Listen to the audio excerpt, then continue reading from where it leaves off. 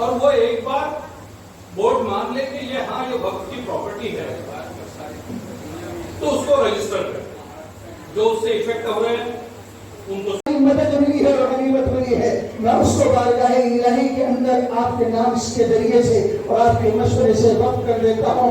वक्त की वो इमलाक है जिससे हिंदुस्तान की मईशत है दुरुस्त है। और मैं बताना चाहता हूँ कि सिर्फ शायद हमारे मुल्क के अंदर एक कौम है जो मुसलमान है, वो मुल्क के कानूनी एतबार से उतने ही हकदार है कि हम सबके सबसे पहले बाप और सबके नबी सैयदना आदम अलैहिस्सलाम और हम सब की माँ हजरत हवा हिंदुस्तान में अल्लाह ने दुनिया में उनको हिंदुस्तान में जब उतारा तो हिंदुस्तान में उतारा, मेरे वतन में उतारा। इसलिए जब इंसानियत सिसक रही है, इंसानियत का कोई मेयार नहीं बचा, यहाँ नहीं यूरोप में भी कोई मेयार नहीं बचा है। वो यूरोप के मुहज़्ज़ब और शाइस्ता लोग जो अपने आप को कहलाते हैं, जो ये कहते हैं कि दुनिया को हमने एक निजाम दिया, एक कल्चर दिया, लेकिन वो इंसानियत की चारासाजी करने में नाकाम रह गए हैं।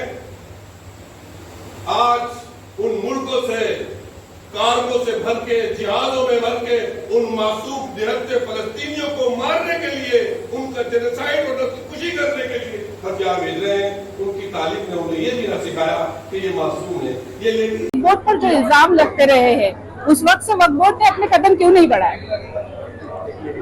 देखिए, वक्फ बोर्ड में कानून का जो नेचर होता है, जिस वजह से कानून लाया जाता है, या तो कानून जो पहले से है उससे बेहतर लाया जाता है या उस जैसा लाया जाता है। लेकिन ये जो कानून आया है ना तो पहले जैसा है, मिलता जुलता उससे कि सुधार तो जब ही होता है जब पुराने कानून जो अभी लेटेस्ट बना था 2013 में उस पर अमल होता, तो ना तो उस पर सही तरीके से अमल शुरू किया हमने, ना उससे बेहतर लाए हैं। तो यही चीज जो है वो नेचर ऑफ लॉ कॉन्स्टिट्यूट के खिलाफ है। जी सर, अभी जैसी बातें हो रही थी कि संविधान को बदला जाएगा, तो आपके हिसाब से क्या संविधान को बदलने की शुरुआत की जा रही है? ऐसे लगता है तो वो नहीं कर सके तो वो सोचा कि इस तरह से करने की कोशिश करो। के ऊपर इसके पहले जिस तरह से हमारे साथी पत्रकार ने आरोप लगते रहे, वक्फ के अधिकारी, पुराने मंत्री वक्फ की जमीनें जो है वो हड़पते रहे हैं, लेकिन इतना हाय अल्लाह अब तक नहीं हुआ।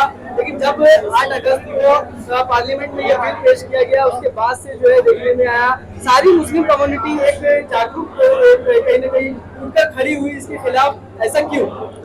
ये अब तक ये था कि जो लोग खाते थे, छोटा मोटा खाते थे, अब हुकूमत ने जहाँ पूरा एक साथ साफ कर लिया। खा तो रहे थे ना, गलत को तो गलत नहीं, छोटी मोटी चीजें थी जिनको वक्फ ट्रिब्यूनल में रोका जा रहा था, उसके बाद फिर हाई कोर्ट भी जाया जाता था।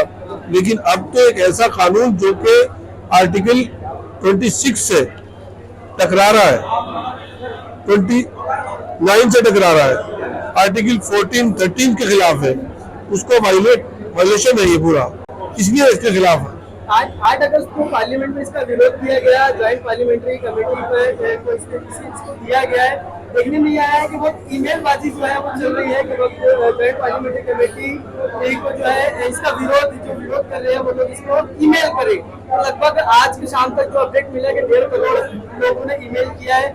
क्या ईमेल की क्या सच्चाई है, क्या वाकई ऐसा कुछ है, और अगर सच्चाई है तो कितने % मुसलमानों के ईमेल या फिर इसके विरोध में ईमेल जाना चाहिए जो इस बिल को आने से रोक सके? तो ईमेल कर रहे हैं लोग, और वो इतनी उम्मीद भी नहीं थी लोगों को, ज्वाइंट पार्लियामेंट्री कमेटी को, कि लोग इतना इसमें हिस्सा लेंगे, या इतनी फिक्र है लोगों को, या इतने जज्बात में। तो वो मशीन भी जो है बड़ी धीरे धीरे कर रही है।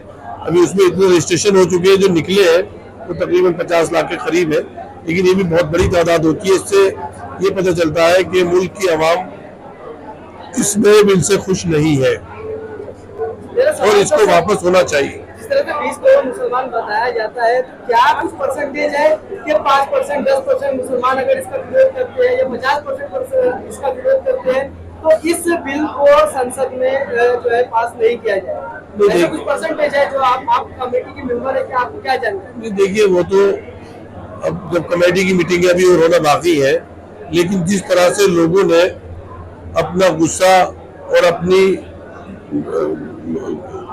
डिसएग्री को जिसको जाहिर किया कि वो इससे खुश नहीं है, नाराज है, एक्सेप्ट नहीं कर रहे हैं, इससे पता चलता है कि हुकूमत को इस बिल को वापस लेना चाहिए। आपकी स्पीच हमने सुनी, स्पीच में देखने में आया लोग सुनना चाहते थे कि आप वक्फ बोर्ड में जो बिल है उसके ऊपर बात कर रहे हैं, लेकिन बहुत कमी महसूस की गई इसको। नहीं, उससे पहले बहुत शिकों पर हमारे चेयरमैन को मुझे बताया और मैंने भी सुना, बहुत बात हो ही चुकी थी, क्योंकि सीरतुन्नबी, देखिए सीरतुन्नबी का ये जलसा भी था और वक़्फ़ की जो बातें, जो बुनियादी तौर पर जो वक़्फ़ की चीज़ है उसको जिक्र हमने किया कि जो है वो अमानतदारी के साथ हमें अमल आगे बढ़ना है और जो कमियां पीछे हमारी खुद लाइफ में इस्लाम के बखौल जो नहीं आई है उसको हमें पूरा करना है इंशाल्लाह। मुसलमानों के लिए आपकी तरफ से क्या रहेगा? वो सच्चे और पक्के, जिसको कुरान में जिसका मुतालबा किया गया है, अल्लाह के रसूल सल्लल्लाहु अलैहि वसल्लम ने जिस सदाकत पर चल के दिखाया उस पर चलने वाले बने, यही मैं कहूँगा। चिराग पासवान ने भी एक ट्वीट किया कि भाई ये जो अपोजिशन है ये प्रोपेगेंडा कर रहा है। चिराग पासवान ने भी कहा कि ये जो बिल है इसके ऊपर अपोजिशन जो है वो प्रोपेगेंडा कर रहा है। मतलब क्या ये प्रोपेगेंडा है या बाकी में इस बिल का जो है चिराग पासवान जैसा जो दलित को प्रेजेंटेशन कर रहा है? प्रोपेगेंडा तो वो लोग कर रहे हैं जो बहुत थोड़ी जगह को बता रहे हैं कि ये बहुत ज्यादा है, उससे ज्यादा जगह तो दूसरे एंडोमेंट के पास में है। सर वक्फ बोर्ड की प्रीमाइसेस पे जब ऑलमोस्ट गवर्नमेंट की प्रॉपर्टी थी तब वो वक्फ बोर्ड में ये सवाल क्यों किया? तब जी वक्फ बोर्ड की प्रीमाइसेस पे जब गवर्नमेंट की प्रीमाइसेस बने तब वक्फ बोर्ड ने क्यों नहीं प्रोटेस्ट किया? देखिए उसकी बहुत सी वजूहत है, अब तक जितने वक्फ बोर्ड बन रहे हैं ज्यादातर उसमें इस तरह के लोग होते थे कि जो गवर्नमेंट की उसमें सियासी लोगों का असर रसूख रहता था, ये वजह रही है, लेकिन उसमें अच्छे लोग भी रहे हैं। तो लेकिन अब हमें ये तो अच्छे जो डेमोक्रेटिक कल्चर से लोग आते थे गवर्नमेंट की सहमति थी, लेकिन अब तो वो सिलसिला ही बंद हो रहा है। डेमोक्रेटिक जो कल्चर है, जो प्रोसेस डेमोक्रेटिक है, उसको खत्म करके इलेक्टोरल कॉलेज को खत्म करके नॉमिनेशन का कल्चर जा रहा है, जो हमारा कॉन्स्टिट्यूशन है उसकी स्पिरिट के खिलाफ है।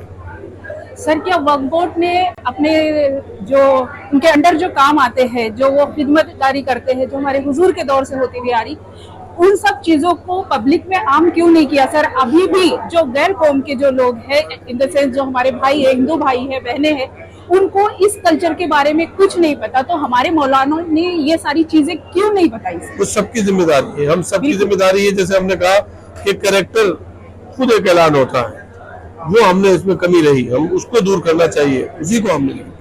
कुछ समय दिया गया है ईमेल का, उसके बाद आगे की क्या प्रोसेस है, क्या उसके बारे में जानकारी हमारे वो सब लोग तय करेंगे मिलके, तो इंशाल्लाह आपको इल्म हो ही जाएगा। सोशल मीडिया पर वीडियोस वायरल हो रहे हैं कि जो गैर मुस्लिम है वो इस बिल के सपोर्ट में, जिस तरह से मुस्लिम कम्युनिटी इसके विरोध में ईमेल कर रही है, नॉन मुस्लिम जो है इसके सपोर्ट में ईमेल कर रहे हैं, तो क्या दोनों की काउंटिंग को मद्देनजर रख के इसका जो है आगे की प्रोसेस की जाएगी? ये तो वक़्फ़ का जो इशू है, ये वक़्फ़ की प्रॉपर्टी से रिलेटेड है। ये उन लोगों की प्रॉपर्टीज है जो एक अल्लाह को मानकर वक़्फ़ करते हैं, दान देते हैं समाज के कमजोर वीकर सेक्शन के लिए या मजहब की जगहों के लिए। तो इसका ताल्लुक उन लोगों से खासतौर पर है कि जिनके लिए ये वाकिफ ने वक़्फ़ किया है।